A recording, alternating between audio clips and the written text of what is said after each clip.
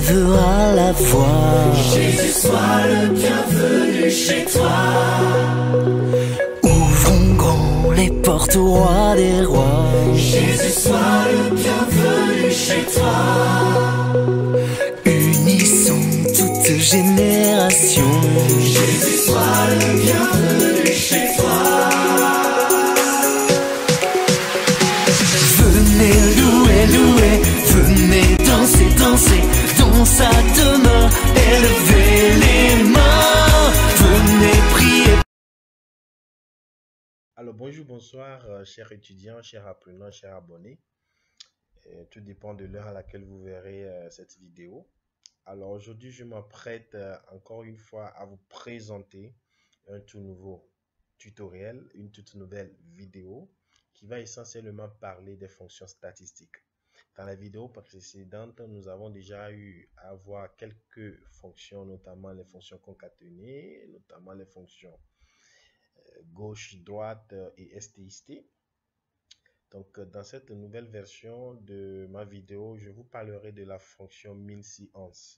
Je sais également que vous maîtrisez à peu près les fonctions, ou alors vous attendez parler quand même des fonctions min et max, qui sont des fonctions qui permettent de déterminer, notamment la fonction min, qui permet de déterminer la plus petite valeur d'une base de données, et la fonction max qui permet de déterminer la plus grande valeur d'une base de données. Je tiens à rappeler également qu'il y a les fonctions comme grande valeur et petite valeur, ou petite valeur qui permet de déterminer la quatrième petite valeur d'une base de données, et grande valeur qui permet de déterminer la quatrième grande valeur d'une base de données. Alors, là, nous allons voir la fonction min-si-ans qui va au-delà d'un critère, qui peut vous déterminer au fait la petite valeur, c'est-à-dire la valeur minimale d'une base de données, en respectant un certain nombre de critères dépassant 1. Donc ici, la fonction min-si-ans renvoie tout simplement la valeur minimale parmi les cellules spécifiées par un ensemble de conditions ou critères. De façon simple, la fonction min-si-ans va vous retourner tout simplement la valeur minimale selon plusieurs critères que vous aurez spécifiés. Et cette fonction se construit exactement de la même façon que la fonction somme-si-ans, à savoir un premier critère qui contient la colonne des valeurs dont on cherche le maximum ou le minimum, selon que ça soit une fonction min-si-ans ou une fonction max-si-ans. Ensuite, vous aurez une succession de plages de critères et de critères qui vont filtrer votre tableau de données.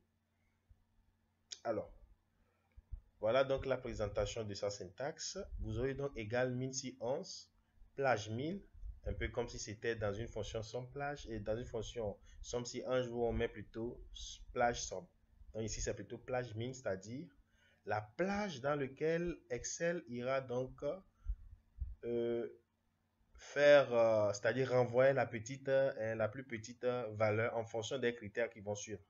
Donc, notre deuxième argument, c'est plage critère, c'est-à-dire la plage de cellules dans laquelle Excel doit chercher l'argument critère 1. Donc, ici, nous avons critère 1. Donc, ici, c'est le critère, la condition. La première condition qu'il doit aller chercher dans la première plage critère. Ensuite, il va encore chercher des successions plutôt de critères dans des plages données que vous aurez spécifiées. Donc ici, nous avons plage critère 2 qui représente notre deuxième plage critère dans lequel Excel ira chercher le critère 2. Maintenant, une fois qu'il aura trouvé le critère 1 dans la plage critère 1 et qu'il aura cherché également le critère 2 dans la plage critère 2, il va juste tout simplement vous renvoyer le minimum de la plage min. Donc voilà un peu, je sais que ça fait un peu de blablabla, mais dès qu'on va quand même débuter l'aspect pratique, je crois que vous allez quand même comprendre. Donc ici, je vais très rapidement reparler un peu des différents arguments de cette syntaxe. Dans la syntaxe de la fonction min-si-ans comporte les arguments suivants. Plage min qui est obligatoire, c'est un argument plutôt obligatoire. Et c'est quoi? C'est la plage de cellules réelles dans laquelle la valeur minimale sera déterminée, sera cherchée et déterminée. Ensuite, plage critère 1, c'est obligatoire également, c'est l'ensemble des cellules à comparer aux critères. Et ici, le critère 1 qui est obligatoire, ça représente tout simplement le premier critère sous la forme d'un nombre d'une expression ou d'un test qui définit quelles cellules seront donc évaluées comme valeur minimale. Le même jeu de critères est donc valable pour les fonctions max séance, somme séance et moyenne séance, comme on va d'ailleurs les voir très bientôt.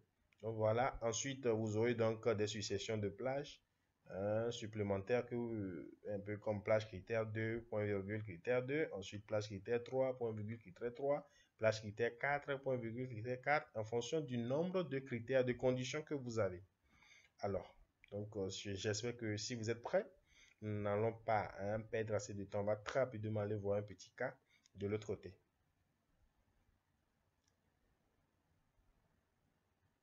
Alors, je préférerais donc revenir dans un deuxième tutoriel pour voir l'aspect pratique. Mais bien avant de revenir là-dessus, je tiens à préciser vraiment que les plages supplémentaires, c'est que nous verrons donc à partir de plage critère 1, critère 2, plage critère 2, critère 2, plage critère 3, critère 3, etc. Là, ce sont des plages supplémentaires et leurs critères associés. Et vous pouvez donc entrer jusqu'à 126 paires plages donc de critères. Donc voilà. Alors, à tout à l'heure.